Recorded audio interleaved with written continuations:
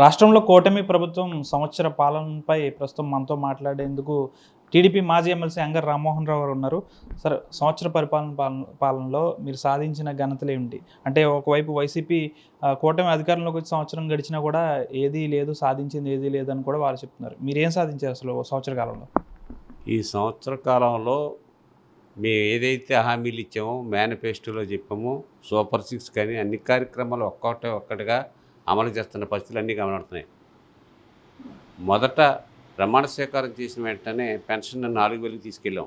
జగన్ గారు అది 5 సంవత్సరాలు పట్టింది 1,000 రూపాయలు పెంచడానికి. మేము అదే ఒకే దఫ 4,000 రూపాయలు ఇవ్వడం ప్రారంభించాం. దాదాపు 33,000 కోట్లు సంవత్సరానికి పెన్షన్ మీద ఖర్చు పెడుతున్నామంటే చిన్న విషయం కాదు. అదేవిధంగా గ్యాస్ సిలిండర్లు ఒకటే వేయడం కాదు, 3 సిలిండర్లకు ఒకేసారి డబ్బేసే విధానం వేళ కూటమి ప్రభుత్వం తీసుకుంది. బాబు గారు, పవన్ కళ్యాణ్ గారు. ఈ రాష్ట్రం ఎన్ని ఇబ్బందులు ఉన్నా ఈ నెలలోనే మరి తల్లికి వందనం వేయడం కానీ, లేకపోతే ఆర్టీసీ బస్సులో రేపు ఆగస్టు 15 నుంచి ఫ్రీ బస్ టికెట్ మహిళలకి ఏదైతే హామీ ఇచ్చామో అవన్నీ కూడా అమలు చేయడం అనేది చిన్న విషయం కాదు. ఓ పక్కనే డెవలప్ చేస్తూ రోడ్లని అధ్వాన్నంగా వదిలేశారు జగన్ గారు. ఎక్కడా కూడా ఏ రోడ్డు మీద కూడా తట్టడం మట్టి వేయలేదు. అసలు రోడ్డు మీద వెళ్ళాలంటే భయపడే పరిస్థితి నుంచి ఈవేళ రోడ్లన్నీ ఫస్ట్ ప్రయారిటీలో ప్రాధాన్యత ఇవ్వడం జరిగింది. ఈవేళ ఒక్కొక్కటి సంక్షేమ కార్యక్రమాల్లో ప్రాధాన్యత ఇచ్చుకుంటూ ఈ కూటమి ప్రభుత్వం అటు మోడీ గారి యొక్క సహకారం తీసుకుని ముందుకెళ్తున్న విషయం ప్రతి ఒక్కరూ గమనిస్తున్నారు. తల్లి వందనం ఎంతమంది పిల్లలకు చెప్పామో అంతమందికి అమలు చేయడం అనేది చిన్న విషయం కాదు. ఎవరి వల్ల కాని పరిస్థితుల్లో ఈవేళ 3 పిల్లలున్నా 4 పిల్లలున్నా మరి అమలు చేయడం అనేది చిన్న విషయం కాదు. అదే జగన్ గారు ముందు చెప్పడం, వాళ్ళ భారతారెడ్డి చెప్పింది ఎంతమంది పిల్లలని, తర్వాత దాన్ని ఎగ్గొట్టారు. మరి ఈవేళ ఆ పరిస్థితి కాకుండా జగన్ గారు ఈ రాష్ట్రానికి లక్షల కోట్లు, 10 లక్షల కోట్లు అప్పులు చేసిపోయి వడ్డీలు కట్టలేని పరిస్థితిలో, ఉద్యోగస్తులకు జీతాలు వేయలేని పరిస్థితిలో తీసుకొచ్చే ఈవేళ మరి చంద్రబాబు నాయుడు గారి సమర్థత వల్ల ఇవన్నీ కూడా అమలు చేస్తూ, ఆయన మా నాయకుడు కూడా అనేక సందర్భాల్లో చెప్పాడు, ఆక్సిజన్ మీద ఉన్నటువంటి ప్రభుత్వాన్ని ఈవేళ వెంటిలేటర్ మీద ఉన్న ప్రభుత్వాన్ని మరి సక్రమంగా నడిపే పద్ధతి తీసుకురావడం జరిగింది. మా నాయకుడు చెప్పడం అనేది చిన్న విషయం కాదనేది మా ఉద్దేశం. అంటే రెడ్ బుక్ రాజ్యాంగం నడుస్తుంది, చాలామంది వైసీపీ నాయకులను కూడా అక్రమంగా అరెస్ట్ చేస్తున్నారంటూ కూడా వైసీపీ నాయకులు చెప్తున్నారు. అంటే రెడ్ బుక్ రాజ్యాంగమే నడుస్తుందా రాష్ట్రంలో? అది వాళ్ళు వాడుకుంటున్నారు తప్ప ఎవరు తప్పు చేశారు, ఈవేళ మధ్యలో వేల కోట్లు ఎవరు కొట్టేశారు వాళ్ళు ఇరుక్కునే పరిస్థితి ఉంది. లా అండ్ ఆర్డర్కే భంగం కలిగిస్తూ ఈవేళ ఆయన పర్యటనలు చేస్తున్నాడు. ఎవరైనా చనిపోతే శవాల కాడికి వెళ్ళి మళ్ళీ కొంతమంది శవాలుగా తయారు చేస్తున్నాడు. ఈవేళ నిన్న కాక మొన్న పర్యటనకి వెళ్ళి ఇద్దరిని చంపేశాడు. ఈవేళ ఒక ముఖ్యమంత్రిగా పనిచేసిన నువ్వు ఈవేళ శాంతి భద్రతలకు భంగం కలిగించే విధంగా రాష్ట్రంలో ఏదో అల్లకల్లోలు సృష్టించాలనుకుంటున్నావు. నిన్నెవ్వరూ కూడా నమ్మే పరిస్థితి లేదు. భవిష్యత్తులో నీకు 11 సీట్లు కూడా రావనేది అర్థమవుతుంది. ఈ యొక్క కూటమి ప్రభుత్వం సక్రమంగా ప్రజలకు జవాబుదారీగా పనిచేయాలనేదే మా ఉద్దేశం, మా నాయకుడి ఉద్దేశం. అంచేతే ఈవేళ పవన్ కళ్యాణ్ గారు చెప్తున్నారు ఇంకా 15 ఏళ్ళు ఈ ప్రభుత్వానికి తిరిగిలేదని చెప్తున్నాడంటే దాన్ని బట్టి అర్థం చేసుకోవచ్చు. జగన్ను కూడా జైలుకి పంపించే అవకాశం ఏమైనా ఉందా? ఆయన పాత్ర ఏంటనేది స్పష్టంగా ఇంకా విచారణ జరుగుతుంది.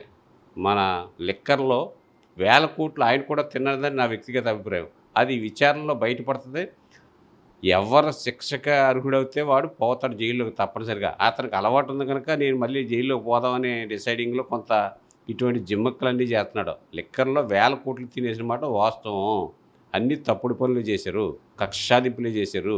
అందుచేత చట్టాలు వాటి పని అవి చేస్తాయనేది మా ఉద్దేశం. అమరావతి, పోలవరం ఈ రెండు కూడా రాష్ట్రానికి ఒక పెద్ద వెన్నెముకగా ఉండే అవకాశం ఉంది. ఈ రెండు ఎప్పుడు పూర్తి అయ్యే అవకాశం?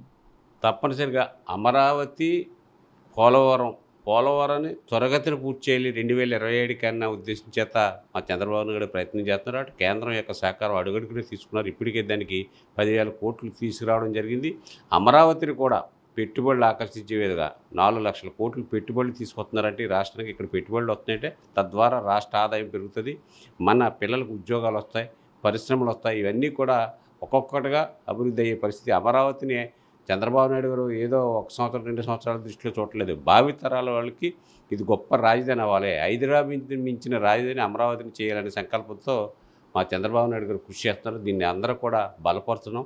తప్పనిసరిగా అమరావతి గొప్ప రాజధాని అవుతుంది అనేది నా ఉద్దేశం. చివరిగా అంటే జగన్కి సంబంధించి సొంత చెల్లి కూడా ఆయనపై ఈ మధ్య ఎక్కువ విమర్శలు చేస్తుంది. దీన్ని ఏ విధంగా చూడండి?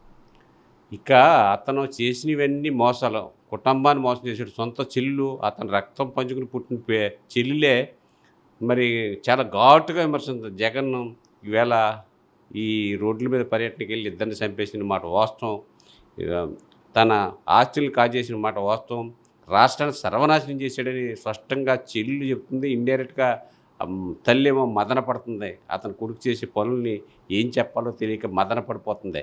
అంటే నువ్వు చెల్లిని తల్లిని కూడా కంటినీళ్ళు పెట్టించి ఈవేళ నీ ఆస్తిలో నీకు లక్షల కోట్లు ఆస్తుంది, నీ చెల్లెలికి ఏమైనా 10,000 కోట్ల ఆస్తి ఇస్తే తరుగుతుందా?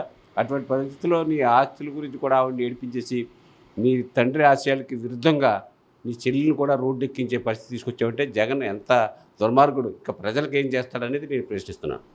కూటమి ప్రభుత్వ సంవత్సర పాలనలో దాదాపు ప్రజలందరూ కూడా చాలా సంతృప్తిగా ఉన్నారు. దాదాపు కొన్ని 2-3 సంవత్సరాల్లోని ఇటు అమరావతితో పాటు పోలవరం కూడా పూర్తవుతుంది. ఇకపై మాజీ సీఎం జగన్ను ప్రజలు నమ్మే పరిస్థితి లేదు. దాదాపు ఇంకొక 15 ఏళ్ల పాటు కూడా కూటమి ప్రభుత్వం అధికారంలో ఉంటుందంటూ కూడా మాజీ ఎమ్మెల్సీ అంగర్ రామ్మోహన్ రావు చెప్తున్నారు. వీడియో జర్నలిస్ట్ శేఖర్తో మనోజ్ RTV పాలకొల్ నుంచి. ఇండియా పాకిస్తాన్ తాజా అప్డేట్స్ కోసం డౌన్లోడ్ చేసుకోండి RTV లైవ్ యాప్.